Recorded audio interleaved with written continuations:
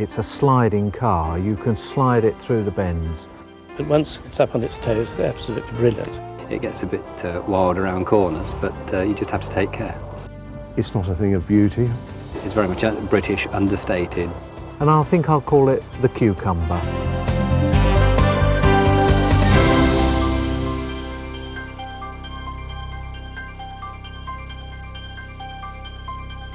Everyone thinks that there must have been two people, a Mr. Aston and Mr. Martin. There wasn't. There was Lionel Martin, and there's a place called Aston Clinton, which was a hill climb just outside Aylesbury. And that's how Aston Martin came together. It was then taken over by a man called Bertelli. It was Bertelli who put the mark on the map. His great successes were in the 1.5 litre class at Le Mans. This went on until the company was acquired by a man called Gordon Sutherland. But Sutherland found himself, as so many people do who try to make cars, in trouble financially. He was looking for a buyer. He found one. He found one in the shape of David Brown, the tractor manufacturer from Huddersfield. David Brown took over the company following an advertisement in the Times newspaper, and the rest is history. Before the war, Aston were fairly shamelessly marketing as racing cars, as sports cars. And after the war, they were really the first of the supercars. They had to market both for the racing pedigree, but also for the new, wealthy luxury market. So you get strange things happening, like, for example, the first brochure produced for what's now known as the DB1. On the cover of that, there is an elegant blue car set in front of a country house, and inside are a series of shots of pre-war and post-war racing successes. So they were mixing the two elements.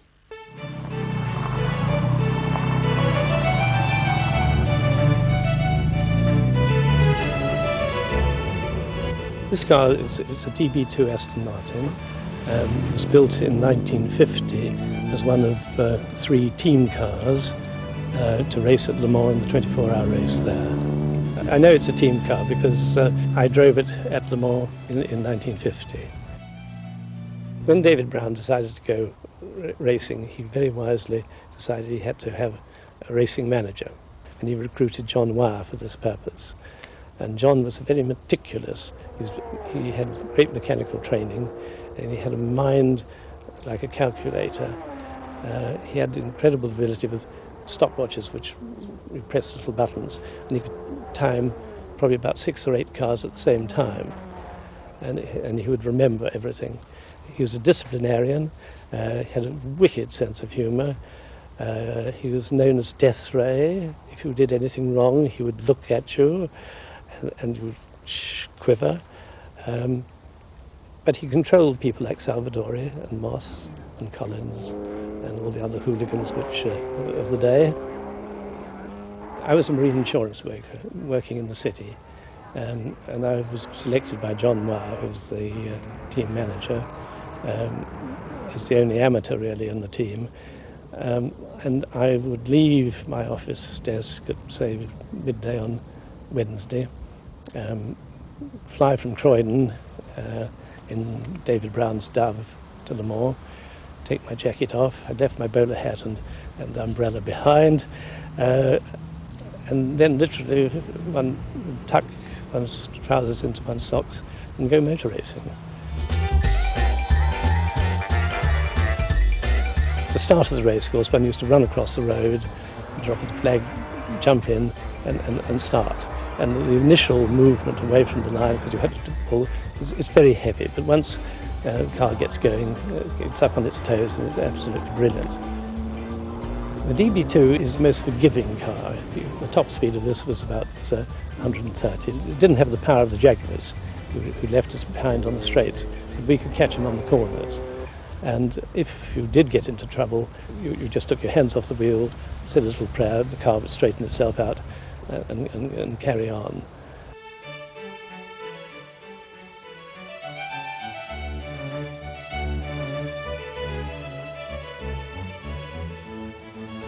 You can differentiate between the works cars by the coloured grills, which were done for recognition purposes. Red for the number 1 car, blue for number 2 and yellow for number 3. And there's a recognition light so at night time the pit crew could see you going past.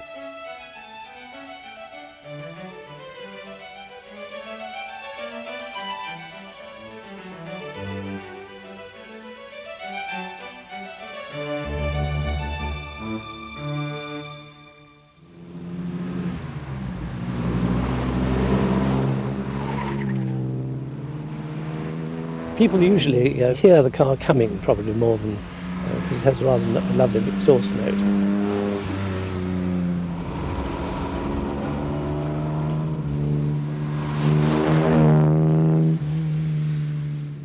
People find it very unusual, and of course they love the shape. The DB2 had the county versus the racing element, and you get that in two contrasting adverts, one which shows the racing car and actually shows the racing successes. Another rather delightful one shows a Miss June Burt with a fur hat and a fur collar learning to drive an Aston Martin with one of the racing team. And clearly if they were going to be successful, they'd got to persuade the Miss June Burts as well as the racing drivers to actually buy their products. It was very clear to Sir David Brown that if he was going to compete on the racetracks and if he was going to compete in the marketplace, then he'd got to start winning races, and the DB2 wasn't going to do it. He reached a point where there was a division to be made between a sports racing car and a road car. And he therefore went about designing a sports racing car, the Aston Martin DB3.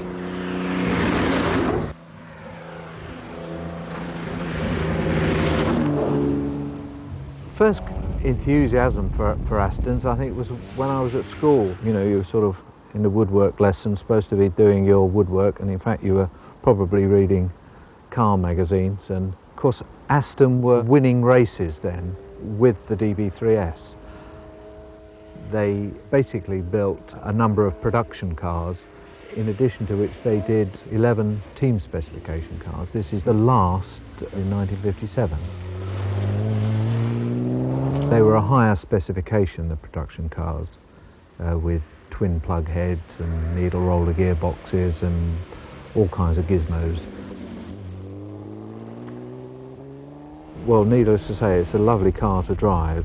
In its day, they weren't the most powerful cars and still aren't. They don't have the power, for example, of the Jaguar D-types, which were their main rivals in the day.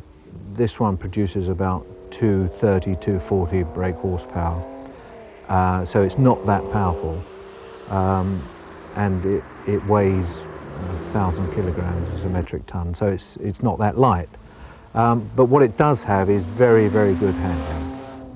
It's excellent.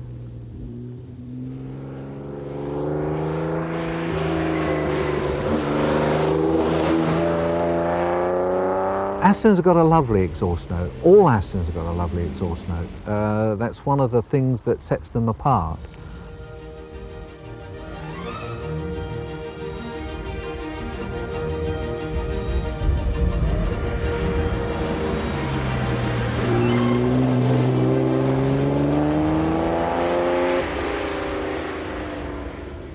It's a sliding car. You can slide it through the bends. Of course, modern cars, they're all grip. And if you were to put if you could find modern tyres to fit this that had more grip, the car wouldn't handle half so well.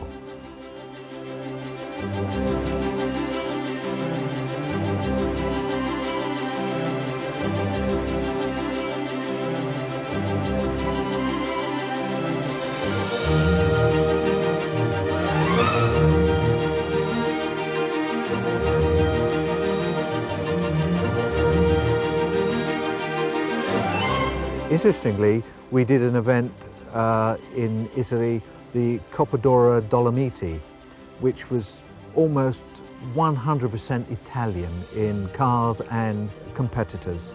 To our great pleasure, the car was voted the most beautiful car of the event. There's a little old lady came up to me the other day and said to me, "What a beautiful car." She said, "I've got an idea." She said, "I'll look after it and clean it, and you can drive it," which I thought was quite a bargain, really.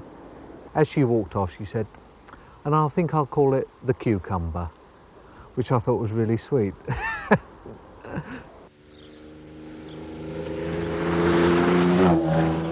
I'm told that you can always tell a Ferrari owner by his Gucci shoes and white slacks, and you can tell an Aston owner by the grease under his fingernails. It's not strictly true.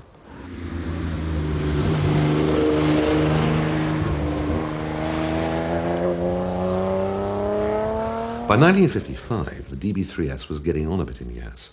We'd seen it first in 53, but 55 proved to be a good season. There was a second at Le Mans for Peter Collins and Paul Frere. They dominated the Goodwood 9-hour race. They won it again.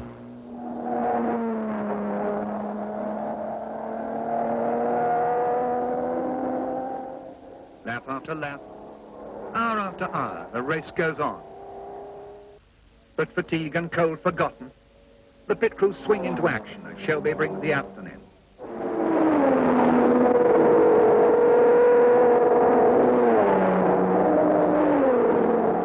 And the news is signalled. Astons are first and second. With the opposition annihilated, winner pulls in to be submerged beneath a seething mass, eager to acclaim a resounding victory. Well, all this racing had been going on in the 50s, keeping the name of Aston Martin in the eyes of every schoolboy of the time. On the road, Aston finished up with a new car. And this was the car that they were aiming to sell in greater numbers than ever before, the DB4.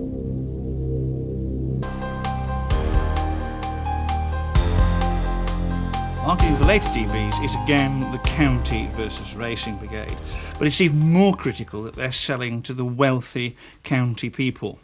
And as a result, in a DB4 brochure, for example, which is a very prestige item, clearly dealing with a supercar, you have at the beginning line drawings of racing successes, but at the end of the brochure you have shots of golf clubs and fitted luggage and a lady and gentleman in designer suits setting off for a weekend in a country house.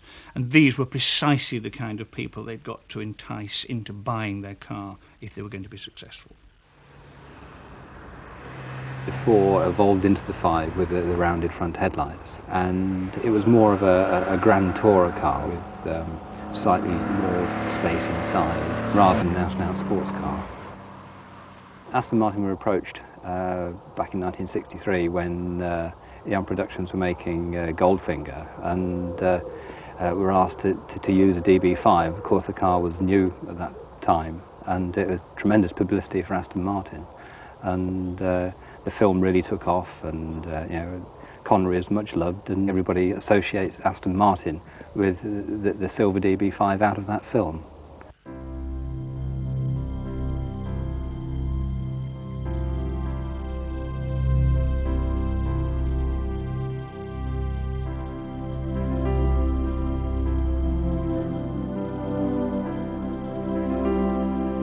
It was manufactured in 1965, and it being one of the last of around 800 made. I bought the car in 1990. It was a very nice looking car when I purchased it, but I then found out when it went in for a service that the engine had got a main bearing problem, and the chassis was very rotten, so it came as a bit of a shock, and I then realised it would need a complete rebuild. The original colour was red, but I've always wanted a car that was identical to the original James Bond car. So that meant having it resprayed the same metallic silver and having the black leather interior put in. It's so evocative of the 60s. It's a combination of the Italian style and yet British engineering. And there's certain aspects of the car I particularly like. Obviously the Aston Martin grille is so well known. And things like the side air vents are very distinctive to Aston Martins of that period.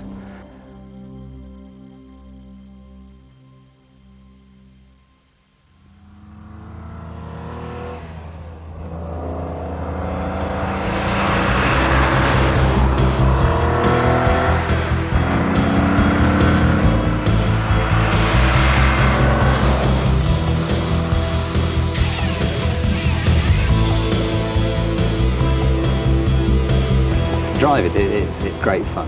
It's a slightly heavier car than equivalent Ferrari.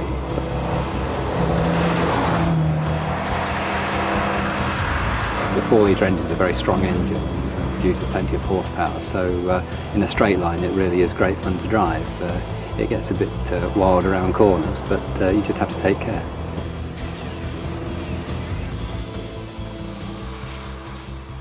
(1967) saw the introduction of the last David Brown Aston Martin. This was the DBS, first in 6-cylinder form and then in V8 form. But sadly it coincided with the Middle East oil crisis, and with profits falling, Brown found himself unable to support Aston Martin through more lean periods.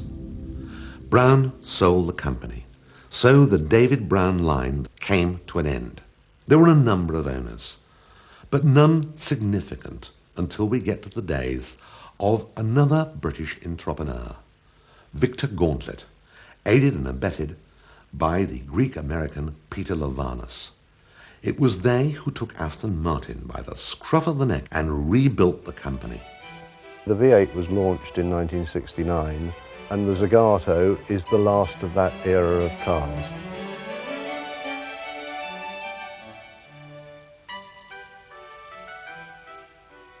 All cars were sold prior to the first one being built. Potential customers were shown a clay model of the car. They weren't, in fact, even told the exact price because it wasn't known, but all 50 cars were sold. The bodywork on the car was designed by Zagato, a very famous Italian coach builder. One of the criticisms of the car from people that originally ordered it, because people ordered the car new before the final design shape was achieved. And one of the criticisms was the hump in the bonnet.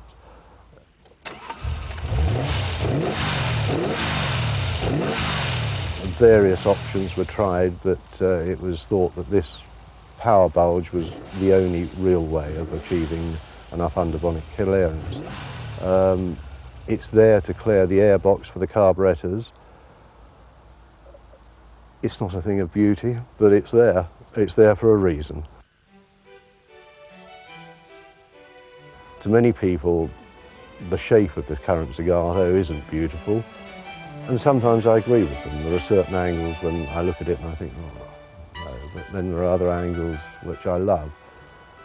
But I tend to forget about all of those when I'm driving it, because the pleasure is the driving.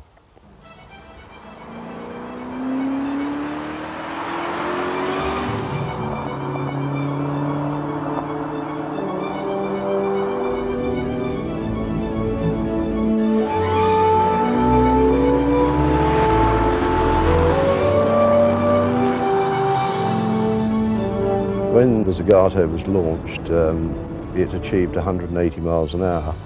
There's no reason to think it won't today. It's a quick car.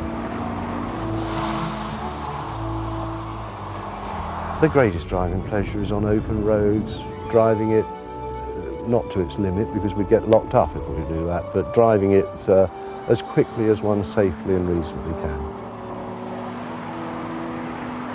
The Zagato is the only Aston I've ever bought new, and I bought it because it was the end of an era, the big engined era. I bought it because it's light, it's quick, and it's the greatest Aston there is to drive.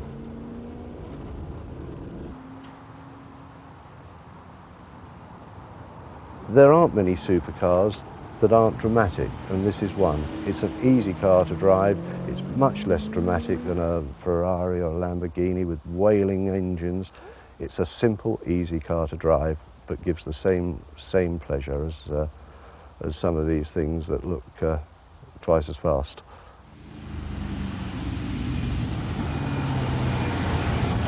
They are, of course, supercars marketed for their speed and performance, but in the brochures you don't get them going to Monte Carlo or being photographed against racing backgrounds. You get, in the recent Virage brochure, for example, a shot of a car surrounded by hounds and men in red coats, obviously on a hunting expedition.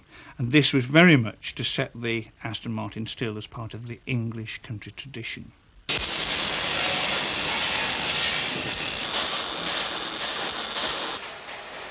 Aston were definitely on the up again, and the Ford Motor Company were interested in specialist manufacturers. They acquired first part and then the whole of Aston Martin.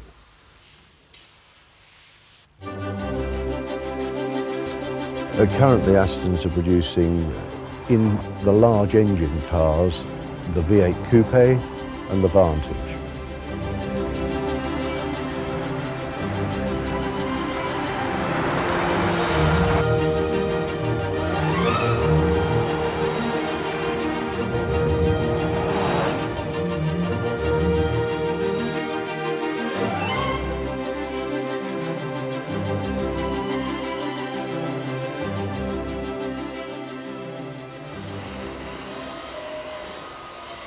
They also produce a more affordable Aston, a half-price Aston at £80,000, which is the DB7. And they produce that in much larger numbers. We're talking of 3 or 4 cars a week with the big engine cars and 10 or 12 with the DB7.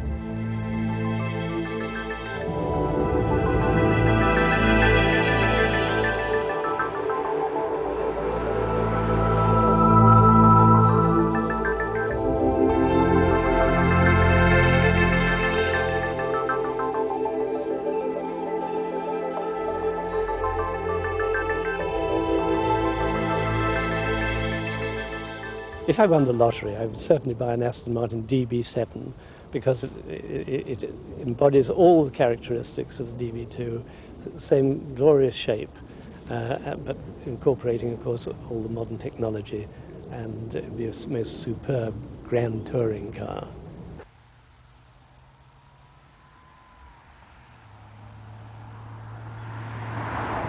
Aston Martin to me means, you know, excellence of quality of engineering. I think they sometimes haven't got the flair that some of the Italian makes might have, but it's very much British, understated, but a real true quality.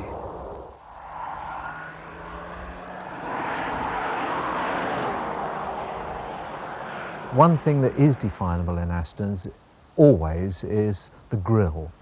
It's got that classic scalloped grille, which has been carried through to the present day Aston. It still has that distinctive identity to the grille. Anyone that sees that and knows anything about Astons will identify a new Aston straight away. It is the epitome of the English sports car. I know Jaguar won't like me for saying that, but they are. People say that there's no sound like a Ferrari. Well, I can tell you that there's no sound like a lovely Aston as well.